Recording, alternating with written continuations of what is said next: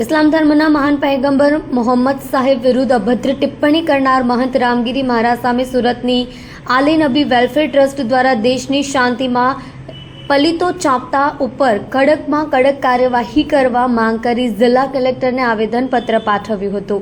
સુરત શહેરના ઉમરવાડા ખાતેની આલે Nabi welfare mission charitable trust અને શહેરના આગેવાન સહિત જવાબદાર નાગરિકો દ્વારા સુરત કલેક્ટર કચેરી ખાતે કલેક્ટર સાહેબને આવેદનપત્ર આપવામાં આવ્યું હતું, જેમાં મહારાષ્ટ્રના રામગીરી મહારાજે કરેલા ઇસ્લામ ધર્મના સ્થાપક મોહમ્મદ સાહેબના વિરુદ્ધ ટિપ્પણી બાબતે તેની ધરપકડ કરી કડકમાં કડક કાર્યવાહી કરવાની માંગ કરી છે।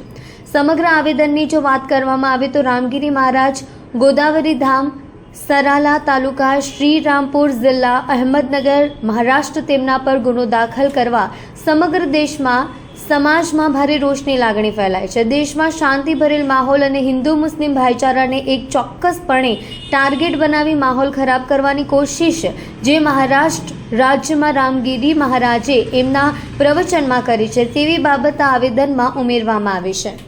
संपूर्ण विश्व ने शांति और अमरनु पैगाम आपनारा पैगंबर हजरत मोहम्मद साहेबनी शान में अपशब्दों उपयोग करी तमाम मुस्लिम धर्मना लोकोनी आस्थाने ठेस पहोंचाडवामां आवी छे, जेमां रामगीरी महाराज पर आईपीसी धारा 295 ए तहत गुना दाखल करी धरपकड़ करी कायदेसरनी कार्यवाही करवानी मांग सूरत शहरना आले नबी वेलफेर मिशन चेरिटेबल ट्रस्टे करी छे, जेथी दाखला रूपे कोईपण समाजना कोईपण धर्म अथवा धर्मगुरुना उपर अपशब्दोना उपयोग न करी सके। अमारा देशनो भाईचारो अमन शांति भर्या माहौल न बगड़े ते बाबते आवेदन आपवामां आव्युं हतुं। मजहब नहीं सिखाता आपस में बैर रखना, हिंदी हम हिंदुस्तान हमारा। आ देश में ये देश में जो भी लोग रह रहे वो अल्लामा इकबाल साहब की ये पंक्ति को ध्यान में लेकर रहते हैं। लेकिन कुछ दिनों से हम देख रहे कि देश के अंदर कुछ नाम के धर्मगुरु बोलो या पॉलिटिकल व्यक्ति बोलो एक दूसरे के धर्म के खिलाफ बोलना शुरू किया है। और 15 अगस्त 78वां अपना आज़ाद दिन, उस दिन महाराष्ट्र के अंदर नासिक पास महंत रामगिरी महाराज नाम के व्यक्ति ने जाहिर में एक ऐसी हस्ती के खिलाफ बोला है कि जिन्होंने इस्लाम धर्म की स्थापना की, जिन्होंने पूरे दुनिया को प्रेम, सद्भाव, एकता का संदेशा दिया हुआ। ऐसे मोहम्मद पैगंबर साहब के खिलाफ बोलने से मुस्लिम समाज तो आहत हुआ है, दुख पहुंचा है, लेकिन उसके सिवाय दूसरे समाज के लोगों को भी उतनी आहत है। उस व्यक्ति के खिलाफ महाराष्ट्र के अलग अलग पुलिस स्टेशनों में एफआईआर नोंदी गई है। लेकिन दुख इस बात का है कि आज 6 दिन हो गए, जो आदमी को जेल के पीछे रहना चाहिए आज वो लहर कर रहा है, जाने सरकार ने उसको छत्र छाया दे रखी। तो उसके लिए मुस्लिम समाज तो बहुत दुखी है।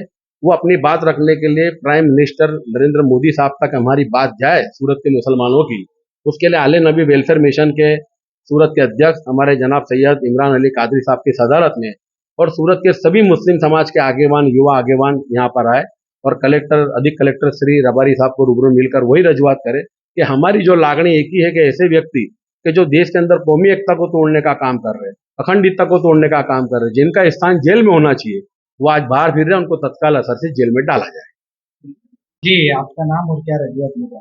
मेरा नाम सैयद इमरान अली कादरी, सदर आले नबी वेलफेयर मिशन।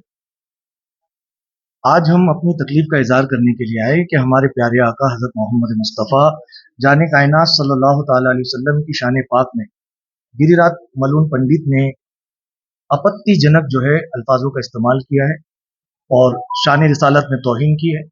तो हम अपनी नाराजगी यहाँ पर दर्ज कराने के लिए आए हैं कि इतना आक्रोश होने के बावजूद हमारे माँ बाप से बढ़कर, हमारी औलाद से बढ़कर, हमारी जान से बढ़कर, हम सबसे बढ़कर अगर किसी से प्यार करते हैं तो हमारे आका मोहम्मद रसूलुल्लाह सल्लल्लाहु अलैहि वसल्लम से। और उन्हीं की शान में उसने जो है वो घटिया अल्फाजों का इस्तेमाल किया है। हम चाहते हैं कि उसे कड़ी से कड़ी सजा दी जाए। हम इतने आक्रोश और गुस्से के बावजूद भी जो है कानून का पालन करते हुए आए हैं कि नहीं, कानून के दायरे में जो आखिरी सजा होती है जल्द से जल्द उसे अरेस्ट करके वो सजा उसको दी जाए।